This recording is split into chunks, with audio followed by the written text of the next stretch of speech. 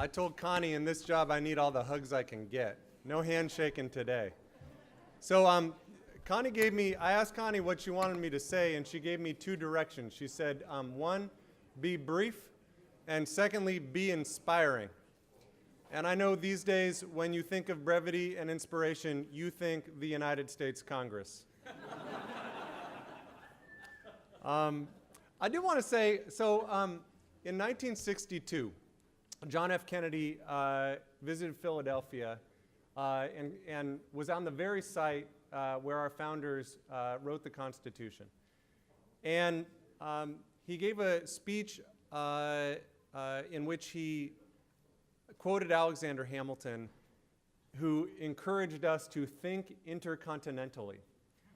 And it was interesting. It was at a time of a fair amount of political division, but Kennedy's speech was not about domestic politics. It was about international politics and the importance of embracing that interdependence. He called it a declaration of interdependence, which I think is really important. He spoke about the importance of the United States to actually work with Europe to make the world safer and more prosperous. And it took effort, and it took upholding the rule of law, and it took working on building norms and building alliances. And I think what's clear as we sit here 5 decades later is while the United States can't fix all of these problems on our own, we can't fix global health on our own, we can't solve a refugee crisis on our own, these problems will get a whole lot worse if the United States checks out.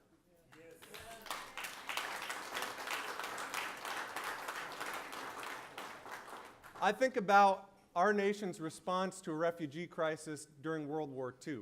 If you come visit my office, I invite you all, not at the same time. If you come and visit my office, my favorite thing in my office is a passenger manifest from September 22nd, 1948, when my mother and my grandmother and my great-grandmother came over on the boat from Holland, came through Ellis Island. And my grandma's a Holocaust survivor. And you compare America's willingness to accept refugees following World War II with the current dynamic, where you've seen proposed cuts to foreign assistance, where you've seen executive orders to disallow refugee resettlement, and I think it paints a very stark contrast. And the issue is when we put America first, the problems don't stop growing. I want to give one more quick example. I visited, in my first term, I visited Afghanistan. And we sat down with the Afghan defense minister. And he said, you know, we want to thank you for training our Afghan national security forces. He said, our capacity to defend ourselves is so substantially greater as a consequence of the work of the United States military. And then he said something I will never forget. He said, but here's what you need gratitude for that you probably don't know. And he said to a room full of Democratic and Republican members of Congress, he said, what you don't get enough credit for is the foreign assistance that you've provided to this country. He said, because of America's engagement, the educated population of our nation has grown substantially.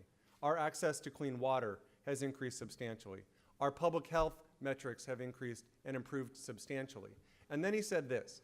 He said, because of that work, you've helped create opportunity for men and women in this country where it didn't exist previously. And then he said this, and where there's opportunity, there is hope.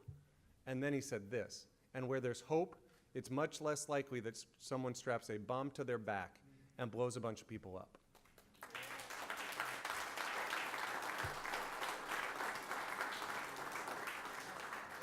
And I think we are very conscious of the fact that these issues, terrorism, global health issues, don't know borders. And so my encouragement to you and my gratitude to you is thank you. Thank you for your engagement. Thank you for understanding that we are truly interdependent, and thank you for acknowledging that it is only through our engagement that we can create hope and opportunity. And please consider me a partner. Thanks, everybody.